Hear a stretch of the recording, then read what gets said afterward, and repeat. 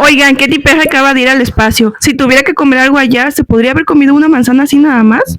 Sí y no, depende, déjate explico. El gran reto que se tiene a llevar la comida al espacio es el peso y el tiempo que vaya a durar hasta allá.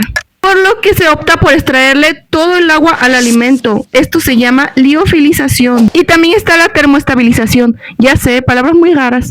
Otro reto a lo que nos enfrentamos es el sabor, ya que además de los métodos de conservación, también nos enfrentamos a que en el espacio nos hinchamos. Sí, se nos hincha todo. Ya saben, por el líquido que tenemos en el cuerpo humano, y esto altera nuestro gusto. Una vez probé unas fresas liofilizadas y no fueron mucho de mi agrado. ¿Se imaginan a Katy Perry cantando Baby You're a Firework en una estrella en el espacio? Pero como la misión duró muy poquito, a lo mejor sí se pudo haber llevado un snack para el camino. También andan diciendo por allí que a lo mejor fue un montaje este viaje. ¿Tú qué crees?